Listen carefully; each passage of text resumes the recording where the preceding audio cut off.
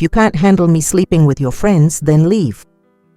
They're the ones who inspire me, I overheard my son-in-law tell my daughter. My daughter gave a cold smile and replied, "A man like you isn't worth it." The next morning, my daughter's 3 friends and her husband ended up in the ER with the same symptoms. Then the doctor walked into the room. "This is difficult to say, but your husband. I'm glad you're here. If you're watching this video, give it a like, subscribe to the channel, and let me know in the comments where you're listening to my revenge story from. I want to know how far it's reached." The night in Austin was colder than usual, a chill that seeped through every crack in the window and wrapped around me like an unspoken warning. I walked slowly down the familiar street that led to my daughter Sarah's apartment.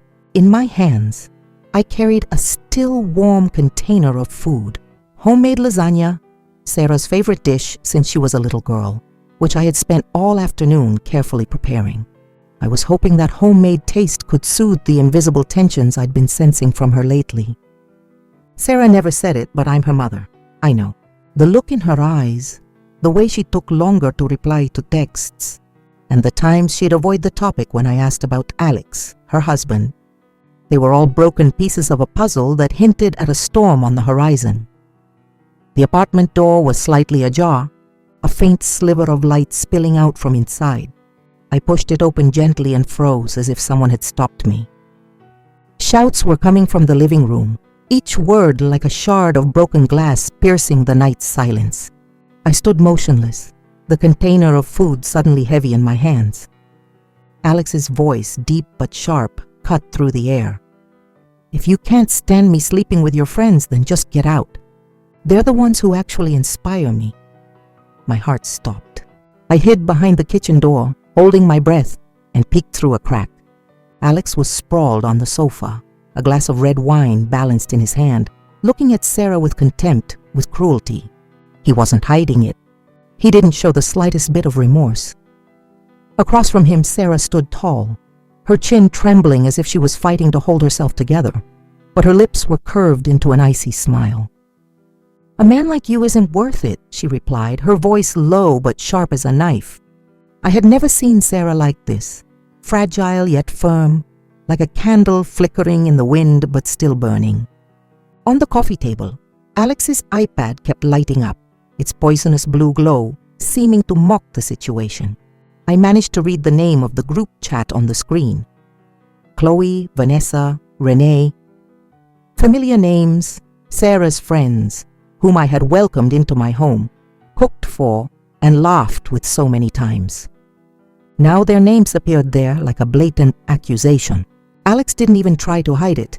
He scrolled through a few messages, laughed contemptuously, and then walked upstairs as if nothing had happened, as if he'd just been talking about the weather. He left Sarah alone in a shattered living room, surrounded by the ruins of the home she had once believed in. Sarah sank into a chair, her small shoulders trembling. Silent tears streamed down her cheeks, but she didn't let out a single sob. Through the veil of tears, I saw that her gaze had changed. There was no longer fear or weakness, but something hardened, as if a spark had been ignited in her chest. I wanted to run and hug her to tell her everything would be okay, but I didn't dare.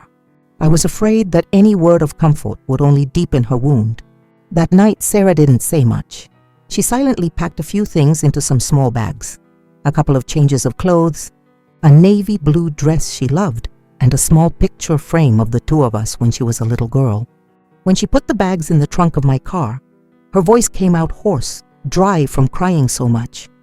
"Mom, I'm home now." I didn't ask her anything else. I just squeezed her hand tightly and drove through the empty streets of Austin. Inside the car, no one spoke. Only the radio played an old song, the only sound breaking the heavy silence. The next morning, my phone buzzed nonstop. Messages poured in one after another from acquaintances, with words I couldn't believe. Alex, Chloe, Vanessa, and Renee had all been rushed to the ER with symptoms of genital warts. The rumor spread like wildfire, and soon all of Austin was buzzing. I stood there, phone in hand, my head spinning. A part of me felt satisfied, as if fate had finally punished those who had made my daughter suffer. But the bigger part of me felt pain. pain for her, for what she had to endure, and pain for myself, for being a mother who couldn't protect her. I took Sarah to the hospital where the hallway was chaos, filled with cameras and a curious crowd. The flashes were relentless, as if trying to capture every second of the scandal. A doctor hurried out of the emergency room, whispered something to a nurse, and then turned to us. His voice was uncomfortable, as if he didn't want to be the one to say it. "Ma'am, we regret to inform you. Your husband, due to unhealthy sexual practices, has been diagnosed with a high risk of genital warts. I think you should get checked as well." I looked at Sarah, expecting some reaction, tears, a gesture of denial, any sign of breaking down. But she just smiled, a calm smile that could chill you to the bone. "We haven't been intimate as a couple for a long time," she said in an even tone, as if she had rehearsed the line. I was by her side, squeezing her hand tightly, feeling her small fingers grip mine. In that moment, I knew, I had always known that this day would come. But knowing it and seeing it with my own eyes were two very different things. That night, I sat in my small living room, the yellow light illuminating the photos on the wall. Among them was an old picture of Sarah when she was 5, in a white dress, holding a bouquet of daisies next to me in our garden in Austin. My little girl's smile shone like the sun back then, and I, a young mother, thought life would always be that kind. But now, seeing Sarah asleep in her old bed, her eyes swollen from crying, I couldn't help but trace back the years that led us to this day. My name is Maria. I'm 67 years old, a widow, and I've lived in this city for over 20 years. And the story I'm telling you, the story of my revenge, is one of the scars I carved into my own heart. When my husband died over 20 years ago, I felt like my whole world was collapsing. He was my only support. And when he was gone, all I had left was Sarah, my little girl with big eyes who looked at me like I was her hero. To provide for her, I opened a small jewelry shop on the corner where I worked day and night. The sparkling stones, the intricately carved rings, they were all made from my sweat and tears. I never told anyone, but I also invested in land, buying small lots on the outskirts of Austin, which are now areas filled with buildings and businesses. Thanks to that, I amassed over $4 million, though I never bragged about it. To the neighbors, I was just Maria, the quiet widow who lived in the old house with cactus pots by the entrance. Sarah was my only light. She grew up sweet, with a heart as fragile as glass. She loved to sit by my side, listening to me tell fairy tales about everlasting love, about princes and princesses who always found each other no matter the obstacles. I loved the way she saw the world through rose-colored glasses, but sometimes I feared that innocence would make her suffer. And then Alex appeared, like a whirlwind that swept through my daughter's world. I still remember the first time I met Alex at Sarah's birthday party at my house. He walked in, tall, handsome, with a self-assured smile that I knew was the reason he had hundreds of thousands of followers on Instagram. He shook my hand, but the grip was shallow, as if he was just going through the motions. His eyes scanned my house, from the old painting on the wall to the worn wooden furniture, as if he were sizing everything up. "Your house is very cozy," he said, but his tone sounded forced. I smiled and nodded, but inside, a sense of unease was slowly creeping in. I'd seen men like Alex before, guys who are always looking for something to take advantage of. When Sarah announced she was marrying Alex, I tried to be happy for her. She was so overjoyed.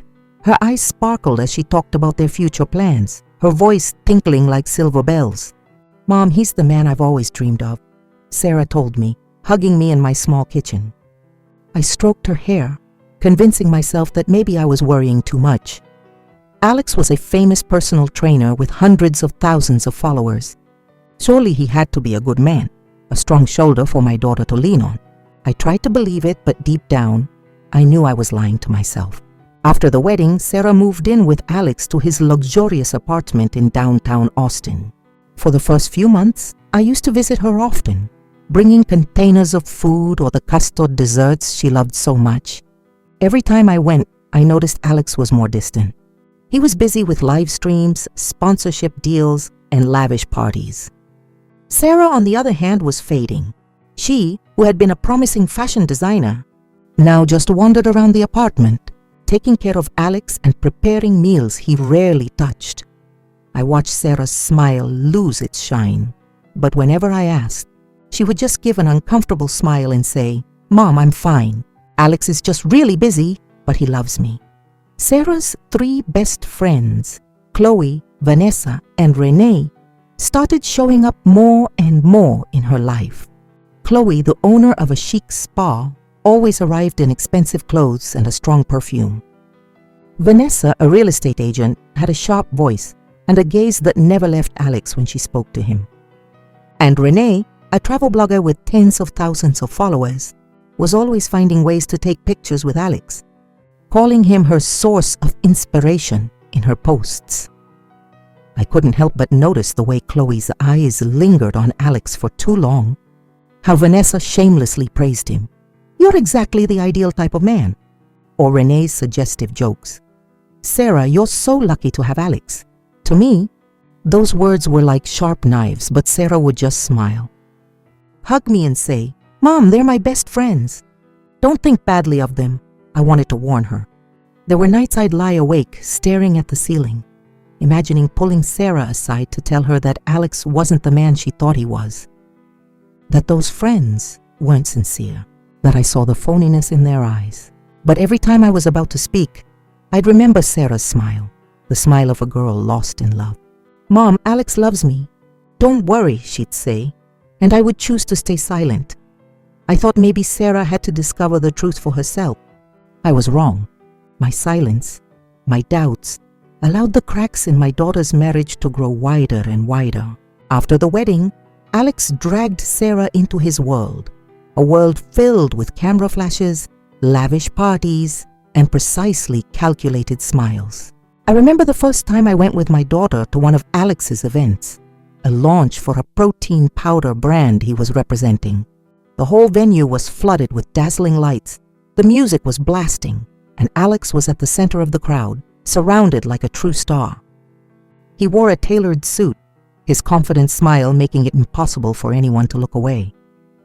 But me, from a corner of the room, I only saw Sarah, my daughter, lost in a pearl-colored silk dress she had designed herself. That dress, with its careful stitching and delicate floral patterns, was the fruit of Sarah's labor, but no one noticed. Everyone was looking at Alex, taking pictures of him, asking for his autograph, while Sarah stood beside him like a faded shadow. I saw Alex take Sarah's hand, but not with the tenderness of a husband. He only did it when a photographer asked for a happy family photo. "Smile, Sarah," he'd whisper, his tone more of an order than a term of endearment. Sarah smiled, but I knew that smile wasn't real. It was forced, as if she were trying to uphold the perfect image Alex wanted to project to the world. When the flashes died down, Alex immediately let go of Sarah's hand and turned to shake hands with a sponsor, laughing and talking as if she didn't exist. I stood there, clutching my purse tightly, my heart in pieces. I wanted to pull Sarah out of that place, to tell her she was worth so much more, but I just stood still, watching my daughter sink into her husband's fake spotlight. The next day, as I was scrolling through the news online, my heart ached again. The headlines read, "Alex Torres, the gym star, the family man, the inspiration for a new generation." The photos accompanying the articles showed Alex in the middle of the crowd, with a radiant smile, but Sarah, if she appeared at all, was just a cropped corner of the image. I stared at my phone screen, feeling a tightness in my chest. Sarah, the girl who once dreamed of being a renowned fashion designer, was now nothing more than an overshadowed name next to her husband. I wanted to call her, to ask her if she was truly happy, but I was scared. Scared that her answer would just be a lie to hide her pain. Alex's life revolved around live streams, where he taught workout routines, promoted protein powder, and showed off his expensive sneakers. One time, I went to visit Sarah and found that their living room had been turned into a small studio. There were bright lights, hanging microphones, and backdrops with sponsor logos everywhere. Alex was in front of the camera, his voice full of energy. "Join my 30-day challenge, and you'll see how your body transforms." I stood at the doorway, watching Sarah move quickly in the kitchen, preparing dinner with the care I knew was for Alex.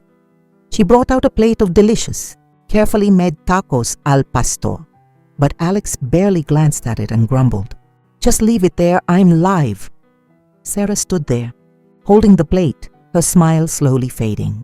I wanted to scream, to tell Alex he didn't deserve my daughter's sacrifice, but I just kept quiet, took Sarah's hand, and led her to the kitchen. "Eat with me, honey," I said, trying to sound gentle. She nodded, but her eyes were empty, as if a part of her was no longer there. The presence of Chloe, Vanessa, and Renee became more and more intense in Sarah's life. They came to Alex's apartment almost every day, bearing expensive gifts and endless flattery. Chloe, with her shiny blonde hair and perfect smile, would bring boxes of cosmetics from her spa, talking nonstop about brand collaboration ideas with Alex. "If you open a spa, I'll invest immediately," she'd say with a sweet voice, but a cold look in her eyes. Vanessa, in her expensive business suits, always talked about the million-dollar homes she had just sold, but her eyes never left the luxury watch on Alex's wrist. "You look so elegant in this, Alex," she said, gently touching his hand.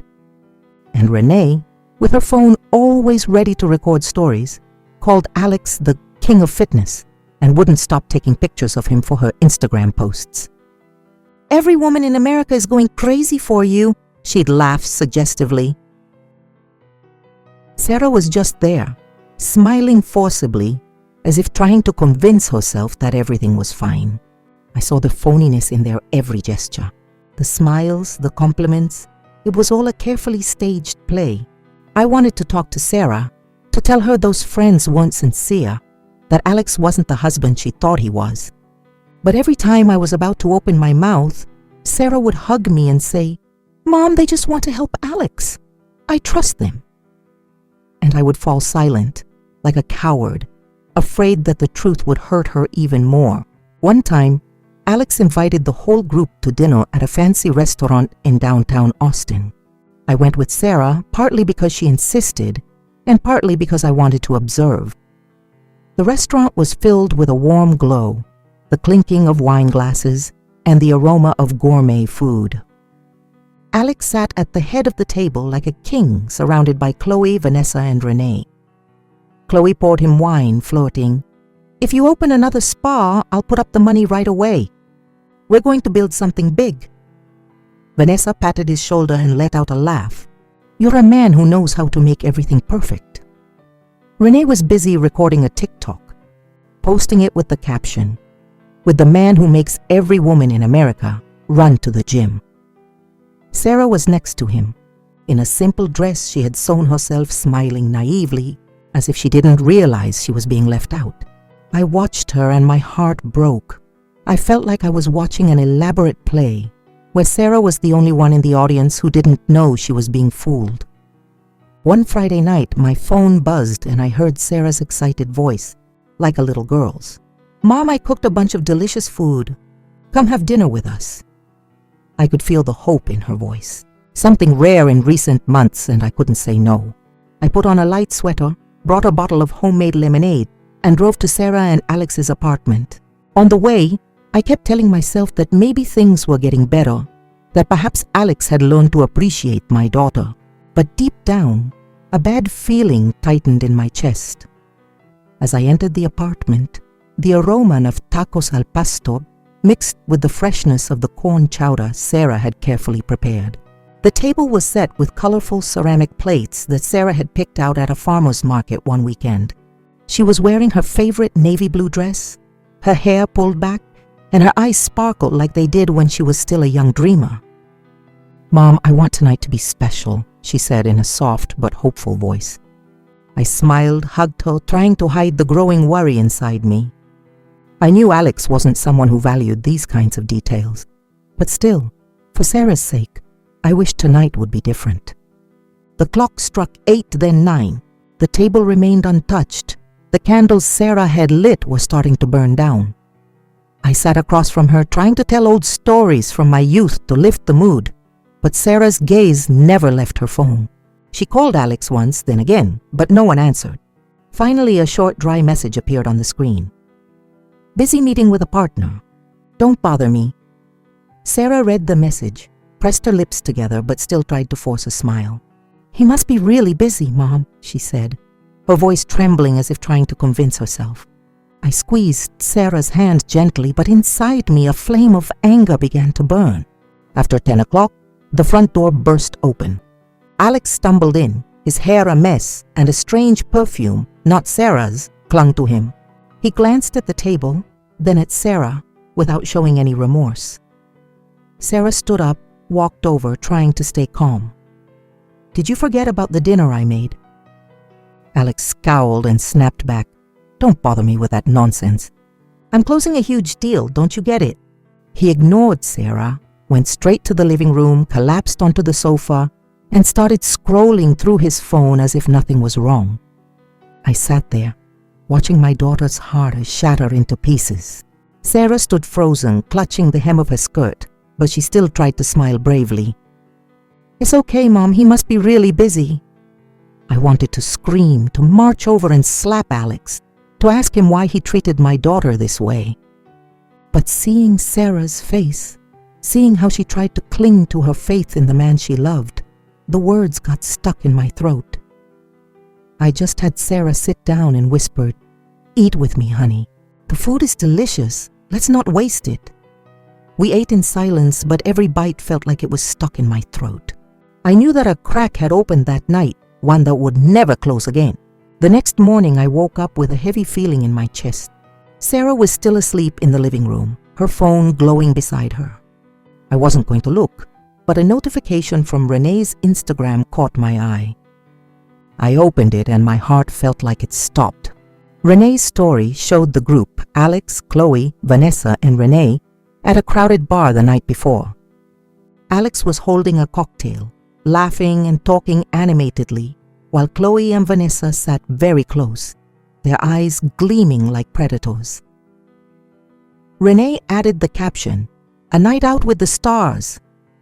I stared at the screen, feeling like I'd been doused in ice water. Was this the huge deal Alex was talking about? Was this why he had abandoned Sarah, ignoring the dinner she had put so much effort into? Sarah woke up and saw me with her phone in my hand. She swiped through the story, and for a moment her face went pale. But then, as if by reflex, Sarah quickly turned off the screen, her voice trembling. They probably just ran into each other by chance. Mom. I looked at her, saw her eyes trying to hide the pain, and I couldn't take it anymore. I wanted to scream, to point at the screen and say that Alex was worthless, that he was cheating on her right in front of her eyes. But looking at Sarah's face, seeing how she clung to a faint hope, I couldn't say anything. The words were stuck in my throat, and I just hugged her, letting her rest her head on my shoulder. That night, Sarah asked to sleep over at my house. She lay in her old bed, squeezing my hand in the darkness, her weak voice whispering, "Mom, is it my fault? Am I not good enough for him to stay with me?" Sarah's question was like a knife in my heart. I wanted to tell her no, that it wasn't her fault, that Alex wasn't worth it. But I just held her tight, feeling her small body tremble in my arms. "You are the most wonderful thing in my life," I whispered, my voice breaking. "Never think you're not enough." But inside, a fire of rage was burning fiercely. I had let Sarah suffer for too long. I had allowed those cracks to grow wider and wider. And if I didn't do something, they were going to destroy my daughter's life. After many sleepless nights, I decided to find Lucy, the young receptionist at Alex's gym.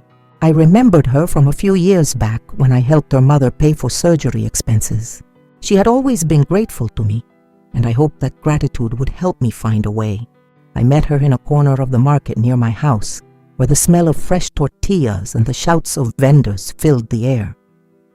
Lucy arrived, her eyes bright but filled with worry. I got straight to the point, my voice low but firm. "Lucy, I need to know the truth about Alex. I know you work at his gym. Is there anything strange you can tell me?"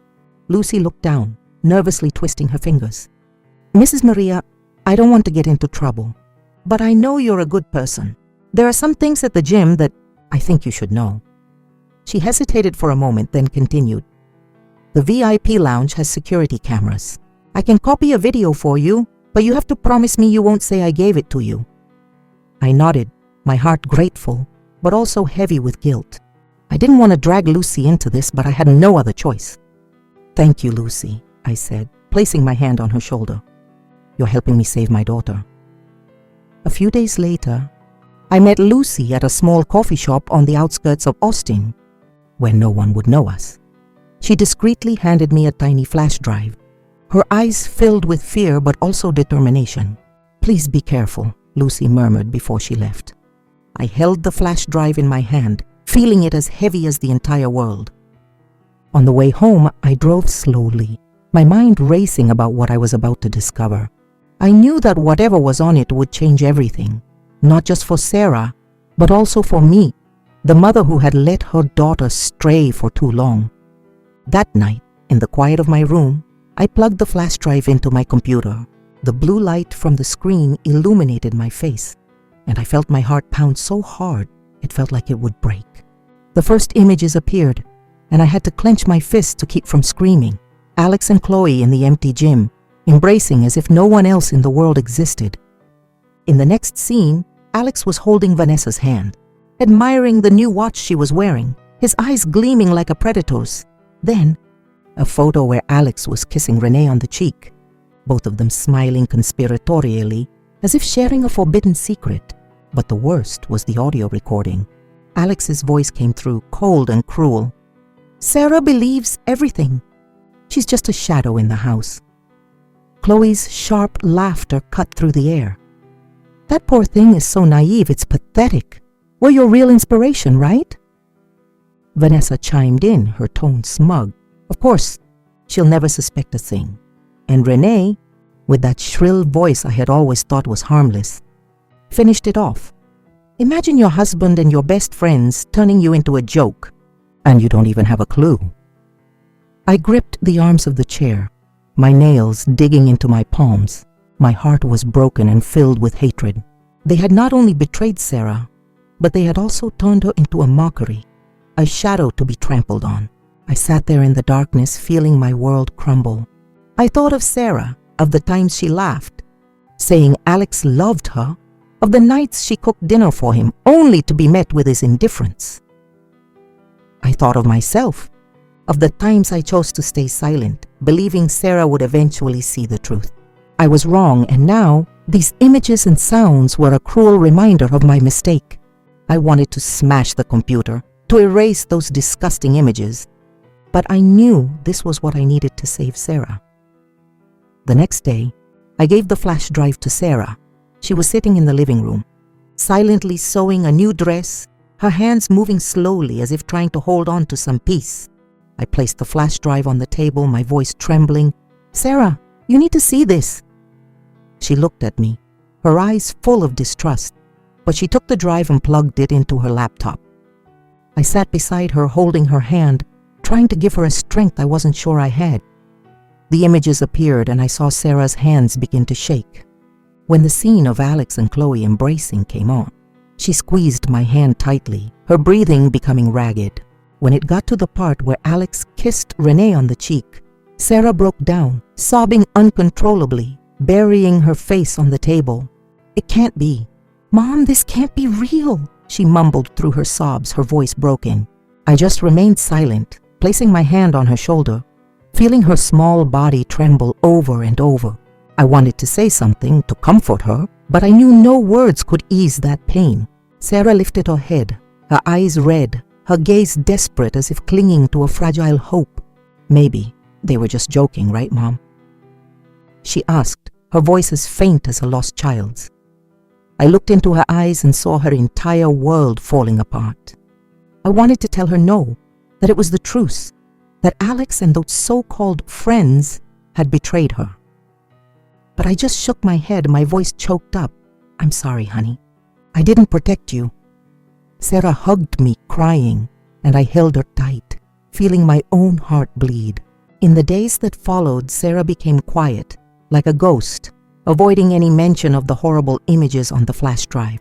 I saw the dark circles under her eyes. the traces of entire nights spent crying in silence, and every time she tried to force a smile, my heart broke. I knew Sarah was trying to piece together a world where Alex was still a loving husband, but the truth was already seared into her mind, like a scar that could never be erased. I just wanted to hold her and help her escape this nightmare. But I knew that for Sarah to truly wake up, she needed a stronger blow, a truth that was impossible to deny, exposed for everyone to see. One morning, Sarah walked into the living room with her phone in her hand, her voice weak but forcing some enthusiasm. "Mom, Alex is hosting a big event in Austin. He wants me to go with him, too, to maintain the family image in front of the public." I looked into her eyes and saw the doubt, as if she was trying to convince herself there was still a chance to save the marriage. I wanted to say no, to tell her Alex didn't deserve her effort, but seeing her pleading look, I couldn't refuse. "Okay, I'll go with you," I replied, my voice low but firm. Inside, I knew this could be the opportunity for Sarah to face the truth, even if it hurt more than anything. On the night of the event, the auditorium in downtown Austin was glittering with lights. Upbeat music played, mixed with the voices and laughter of the crowd. I stood next to Sarah, feeling her hand grip mine as if seeking support. Sarah wore a silver dress she had designed herself. The stage lights reflected off every seam, but her eyes were filled with worry. I looked around and saw familiar faces from the influencer world, sponsors with dazzling smiles, and cameras pointed in every direction. Then Alex walked out, elegant in an expensive black suit, with a confident smile like a star's. But what made my heart stop was the person by his side. Renee, in a fire-red dress, holding on to Alex's arm affectionately, as if they were the perfect couple. The room started to whisper. Curious glances and murmurs spread like waves. I looked at Sarah and saw her freeze, her face as pale as paper. "Mom," Sarah whispered, her voice trembling, but before I could say anything, she stood up and walked toward the stage. The crowd parted, leaving Sarah exposed, small but determined. Her voice cracked, but it was clear. "Alex, what are you doing?" I saw people's gazes turn to Sarah, some sympathetic, others curious, but all waiting for Alex's reaction. Alex grimaced, his eyes cold. He leaned into the microphone, his voice loud enough for the entire auditorium to hear. "You're just my shadow, Sarah. Don't embarrass me in front of everyone." His words were like a knife that cut through the air, plunging the room into silence. I felt my blood run cold. The crowd's sympathetic looks fell on Sarah, and I saw her standing there, rooted to the spot, her face drained of color. Her legs trembled, and suddenly Sarah swayed and fell to the floor. I rushed to her, screaming desperately, "Call 911! Somebody call 911!" The crowd stirred, and some people ran to find medical staff. I knelt beside Sarah, holding her, feeling her small, cold body in my arms. "Sarah, honey, wake up!" I whispered, my voice choked. Alex remained on stage, his gaze brushing past us as if it had nothing to do with him. Renee, still on his arm, forced a smile, as if trying to stay calm for the cameras. I looked at them, filled with rage, but at that moment all that mattered was Sarah, protecting her. The medical staff arrived quickly, checked on Sarah, and concluded she was in psychological shock and exhausted. They took her to a temporary rest area, and I sat by her side, holding her hand tightly. Sarah lay with her eyes closed, her breathing shallow. I gently stroked her hair and whispered, "I'm here, my love. I won't let anyone hurt you again." But inside I knew this wound wouldn't heal easily. Alex's words in front of hundreds of people were not just a betrayal, but a public humiliation. I felt like I was being torn apart too, as if I had failed to protect my daughter. On the way home, after Sarah received medical attention and regained consciousness, she sat motionless in the car seat, not saying a word. I drove through the silent streets of Austin with a heavy heart. I wanted to say something, to comfort Sarah, but I knew no words could ease that pain right then. When we got home, I helped Sarah sit on the sofa and made her a cup of hot tea. I thought she would cry, that she would fall apart, but to my surprise, Sarah sat up straight. Her eyes were dry, without a single tear. Her voice was hoarse, but it had a terrifyingly hard edge to it. "Mom, I'm not going to cry anymore." "I've seen enough. We're going to end this together." I looked into Sarah's eyes, and for the first time in so many months, I saw a flame in her gaze. It wasn't weakness. It wasn't pain, but rage and determination. I took Sarah's hand, squeezed it tightly, and felt the strength rising in her. "Okay, my love," I said, my voice firm. "Mom will be with you, no matter what." In that moment, I knew my Sarah had truly woken up. She was no longer the naive girl who believed in fairy tales, but a woman ready to face the truth, no matter how cruel. After the shock of the event, Sarah moved back in with me to the old house in Austin. The house, with its faded walls and dry cactus pots in the yard, seemed to become her final refuge. I watched Sarah every day. She spoke less, but her gaze was no longer empty. Instead, a latent flame burned in her eyes, as if the suffering had forged a new Sarah, stronger, more determined. She immersed herself in designing new dresses, the stitches a way to keep her mind from sinking into darkness. One afternoon, as a red sunset covered Austin, I sat across from Sarah in the living room. She was sketching a dress, her hands moving slowly, but her gaze was distant. I took a deep breath, my voice low but steady. "Sarah, to take down an arrogant man like Alex, we have to let him destroy himself. Are you brave enough to walk with me to the end of this road?" Sarah looked up and met my eyes directly. In that instant, I saw a determination I had never seen before. She nodded firmly, her voice low but unwavering. "I want to end this, Mom. I'm tired of living in the dark." Sarah's words fanned the flame inside me even more. I knew it was time to act. I thought of Dr. Ethan Miller, an old friend from my jewelry shop days. Ethan is a dedicated doctor, but also someone who understands how the world works. I met him at his small clinic on the outskirts of the city, where the smell of disinfectant mixed with the aroma of American coffee. As I sat down, I got straight to the point. "Ethan, I need your help. I want to sponsor a men's health campaign at Alex's gym. Everything has to be legal, but the interpretation of the results needs a little emphasis to create pressure." I looked him in the eye, knowing I was asking for something complicated. He thought for a moment, his fingers tapping gently on the table, and then he sighed. "Maria, I know you're doing this for Sarah. I'll help you, but we have to be careful. We can't let anyone suspect a thing." I nodded, feeling like we had crossed a line of no return. "Thank you, Ethan," I said, my voice breaking. "This is the only way to save her." I knew that for this plan to work, I needed someone on the inside, and Lucy, the receptionist at Alex's gym, was the key. I sought out Lucy again, in a hidden corner of the market where the noise of the crowd masked our conversation. "Lucy, I need you to help me one more time," I said, my voice low but firm. "Tell Alex there's a company that wants to sponsor all the expenses for a free health checkup campaign at the gym. Emphasize that this will help promote his image." Lucy nodded, her eyes shining. "I understand, Mrs. Maria. I'll do it. Alex won't be able to turn down this opportunity."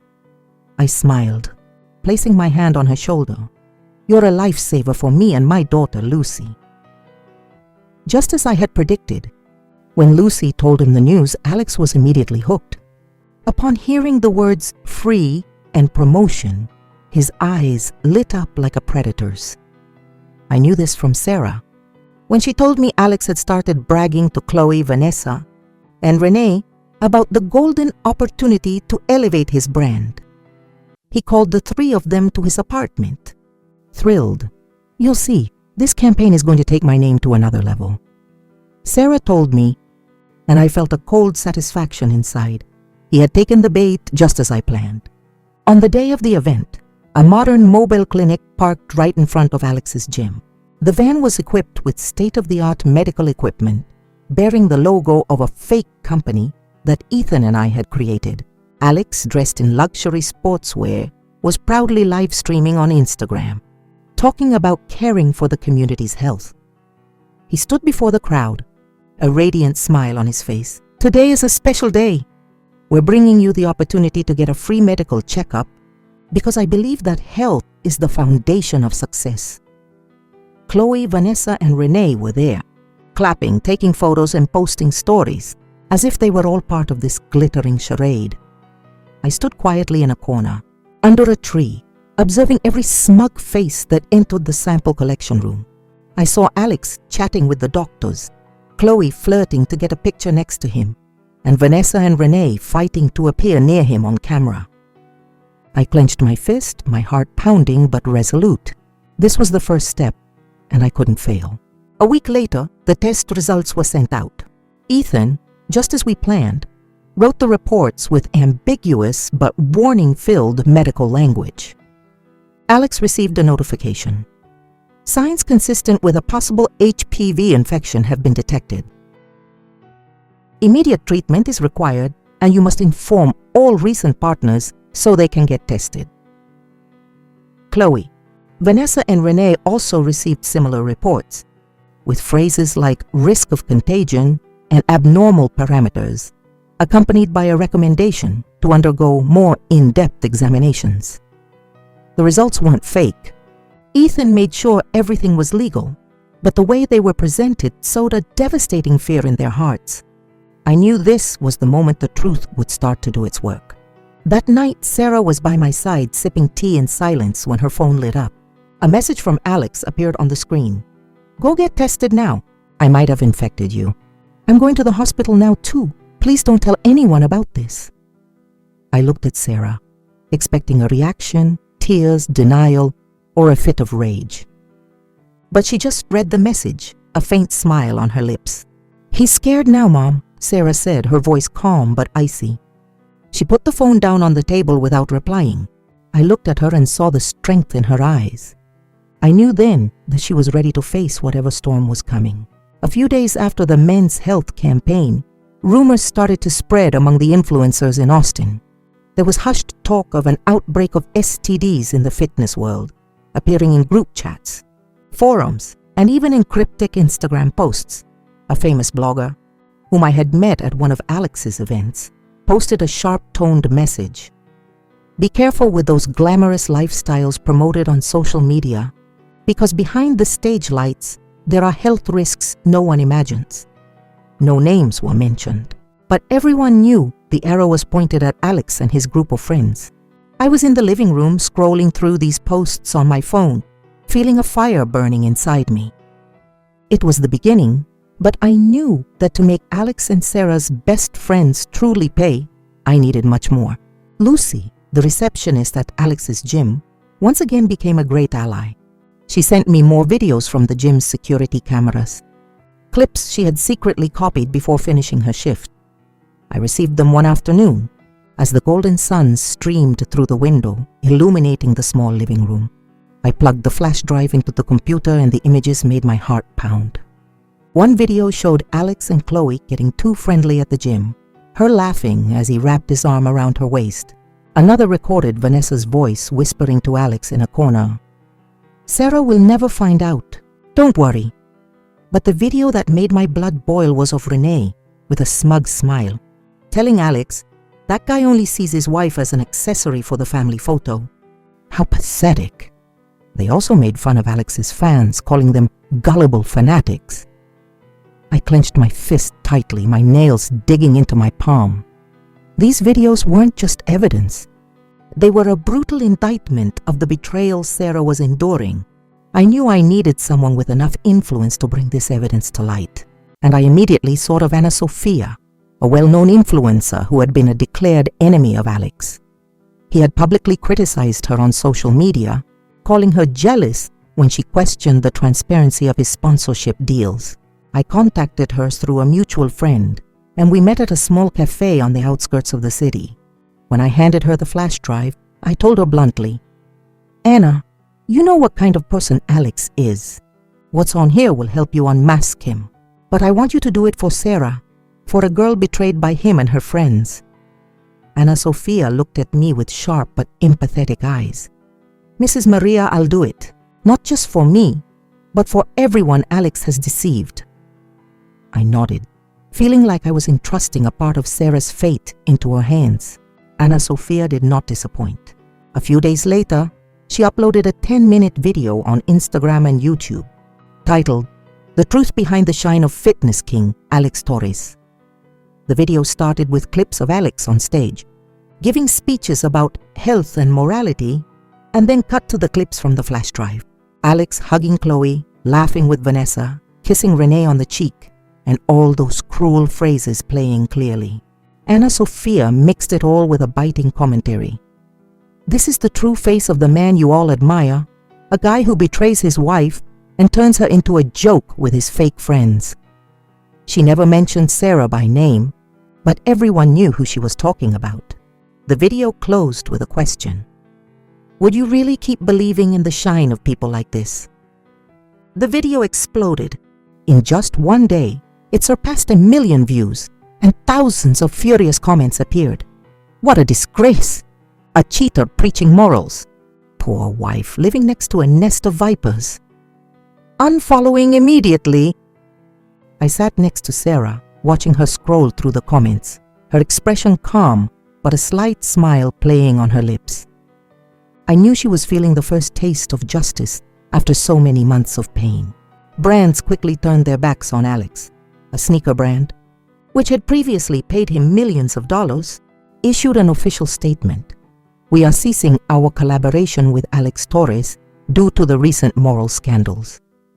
Other endorsement deals were also cancelled one after another. Alex's Instagram account, which had hundreds of thousands of followers, began losing tens of thousands each day. He went on desperate live streams to justify himself, shouting with a flushed face, "I was set up! It's all lies. They're destroying my life." But the more he explained, the deeper he sank into public ridicule. A pinned comment on his stream read, "If you're innocent, why don't you face your wife?" I looked at Sarah, saw her read that comment, and for the first time, I noticed a spark in her eyes.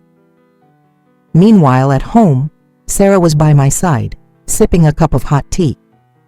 She looked out the window, where the faint moonlight illuminated the cactus pots. "I've never seen him so desperate," Sarah murmured, her voice low but sharp. "But this is just the beginning, right, Mom?" I nodded, placing my hand on hers. "That's right, honey. Our show is just getting started." A cold satisfaction rose within me. I wasn't happy to have pushed Alex into this situation, but I didn't regret it. He and those friends of his had hurt Sarah, made a mockery of her, and now they were facing the consequences alone. After Anna Sophia's video hit millions of views, Alex's career crumbled like a sandcastle against the tide. His Instagram account, which once boasted hundreds of thousands of followers, was now losing tens of thousands daily.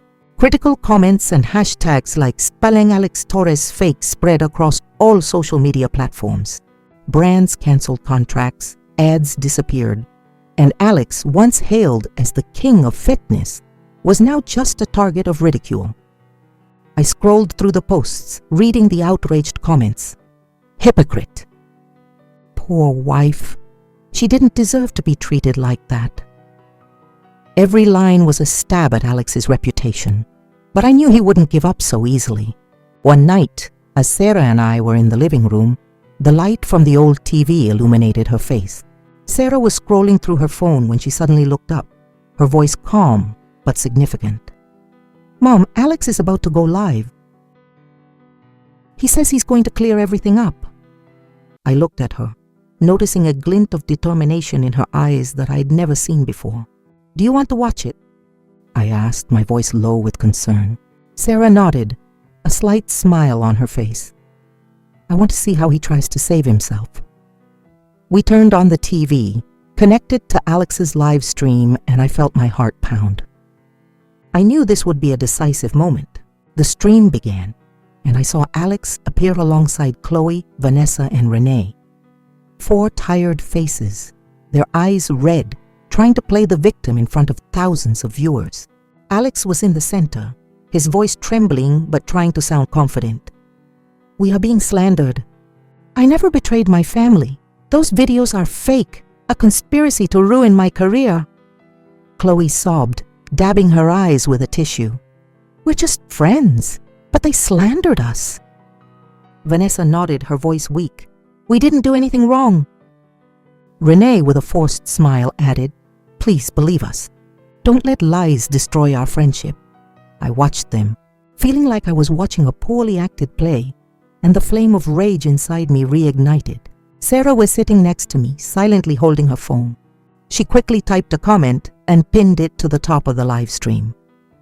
"If you're innocent, why don't you dare to face your wife? Alex, I'm right here." Sarah's comment was like a bombshell. The TV screen filled with supportive messages. "That's right, face her." "Sarah's right, don't hide." The hashtag Just Live with Sarah instantly started trending, spreading like wildfire. I looked at Sarah, saw her sitting up straight, her gaze cold but determined. "You did great," I whispered, squeezing her hand. Sarah barely smiled, but I knew she was ready for the final battle. Cornered, Alex had no choice. He pressed the accept button and the live stream screen split in two. On one side were the four guilty faces, their eyes filled with panic, and on the other, a serene Sarah, sitting next to me in the simple living room of our old house.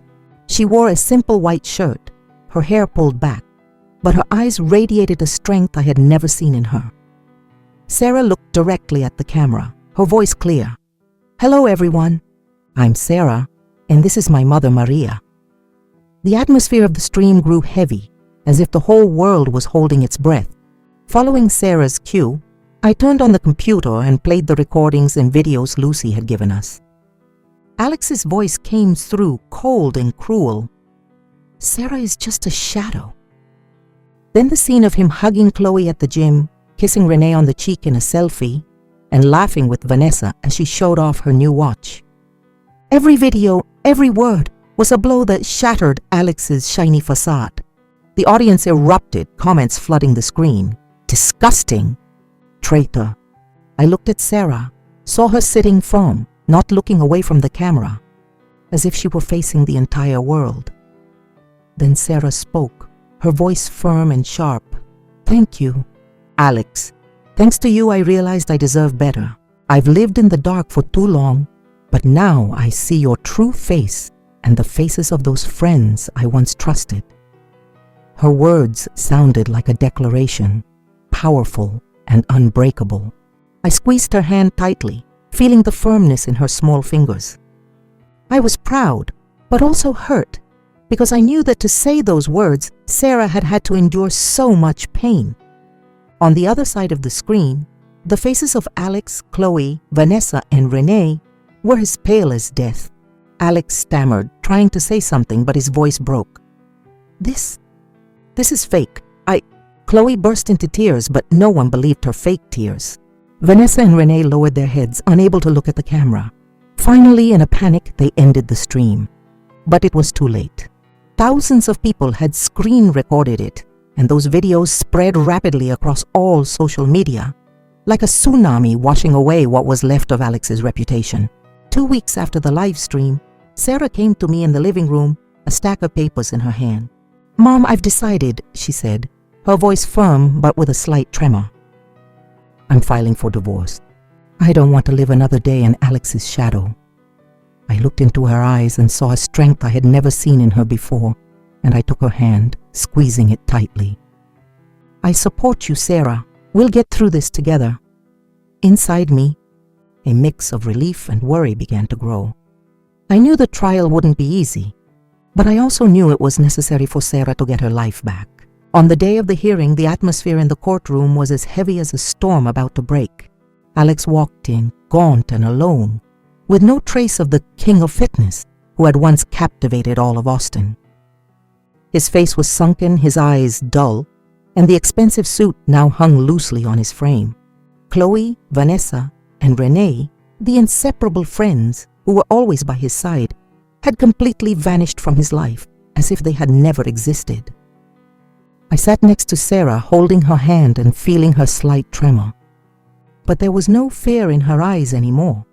It was the look of a woman ready to face her past and move on. Alex's lawyer, a middle-aged man with a slick smile, stood up and made a request that left me cold. "Your Honor," he said confidently, "we are petitioning for half of the wife's family estate of $4 million. as it constitutes marital property between Mr. Alex Torres and Mrs. Sarah Torres. I felt my blood stop. They had investigated the fortune I had built over years of trading gold and investing in land, and now they wanted to take it from us, as if everything they had already taken from Sarah wasn't enough. I glanced at Alex, who kept his head down but had a faint smirk on his lips, as if he still believed he could win. Sarah's lawyer, John, an old and trusted friend, just smiled gently. He stood up, his voice deep but sharp. "Your Honor, the $4 million belongs solely to Mrs. Maria, Mrs. Torres's mother. It was accrued over 20 years ago, thanks to Mrs. Maria's gold business and land investments, long before Sarah married Mr. Alex Torres. We have all the documentation to support this, including land purchase agreements, transaction receipts, and accounting ledgers." John presented a thick file to the court, every page meticulously organized, leaving no room for doubt. I looked at Alex and saw the smirk vanish from his face, his expression turning pale. The judge, an older woman with a stern gaze, reviewed the documents carefully. The silence in the courtroom was so intense I could hear my own heartbeat. Sarah beside me squeezed my hand, breathing steadily, though I knew she was holding back her emotions. Finally, the judge's gavel struck with a loud, thunderous sound. "Mr. Alex Torres's petition for division of assets is denied," she declared in a clear voice. "A divorce is granted to Mrs. Sarah Torres, and Mr. Alex Torres will receive no alimony." Alex slumped in his seat, his face as white as paper, his eyes empty. He left the courtroom empty-handed, without a word, without even a glance in our direction. When we walked out of the courthouse, the bright Austin sun shone on Sarah's face. She took a deep breath, as if she had just released a weight she had been carrying for years. I hugged Sarah and whispered, "You did it, my love." Sarah smiled, a real, unforced smile. "Thank you, Mom," she said, her voice choked with emotion. "I don't know how I would have gotten through this without you." I squeezed her hand tightly, feeling the strength Sarah had regained. Inside me, a rare peace bloomed, as if those years of pain had finally come to a close. A few months later, Sarah launched her own fashion brand in a small boutique in downtown Austin. I stood at a distance, watching her on this special day, dressed in a design of her own, a pearl-colored silk dress with delicate floral patterns, like a declaration of rebirth. Sarah's smile was radiant, confident, and her eyes shone like the sun. My daughter's true friends, the ones who weren't part of Alex's fake glow, came to congratulate her, bringing bouquets of fresh flowers. I saw Lucy, the receptionist who had once helped us, smiling from a corner as Sarah gave her a warm hug. Anna Sophia, the one who brought the truth to light, was also there, handing Sarah a bouquet of white daisies and whispering something that made Sarah laugh. I stood still, watching Sarah receive congratulations, my heart light and calm. I thought about our journey, from the days I stayed silent, letting her get lost in Alex's fake world, to the days we fought together to bring the truth to light. I thought about the trial, the moment Sarah stood tall, no longer anyone's shadow. And I thought about myself, a mother who once felt powerless, but ultimately found the strength to protect her child. The sweetest revenge, I realized, isn't about destroying the other person, but about letting the truth reveal itself, and from those ashes, seeing the person you love most be reborn. I looked at Sarah, watching her chat with guests, her smile as bright as the sun, and I knew she had found herself again. That night, back at the old house, I sat by the window, looking at the dry cactus pots under the moonlight. I whispered to myself, "Maria, you did it. For Sarah, you never gave up." A complete peace spread through me, and I knew that although the road ahead might still be long, Sarah and I would walk it together, with all the strength and love we have. After everything we've been through, I just want to leave one message. True happiness is never built on lies and betrayal. When we stay silent in the face of wrongdoing, when we close our eyes to cling to an illusion, the pain only grows. Only by facing the truth, only by letting go of those who don't deserve us, can we find our worth again. My daughter's story and mine are a reminder that everyone must learn to protect themselves, to not let their trust be used against them, and that justice, even if it's delayed, always finds a way to come to light. Love but with awareness. Trust but without forgetting to protect your dignity and your inner strength. The story you have just heard has had names and locations changed to protect the identities of those involved. We don't tell this to judge, but in the hope that someone will listen and stop to reflect. How many mothers are suffering in silence within their own homes? I truly wonder. If you were in my place, what would you do? Would you choose to stay silent to keep the peace?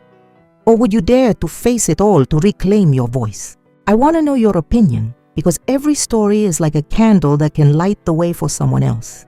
God is good, and I'm convinced that courage leads us to better days.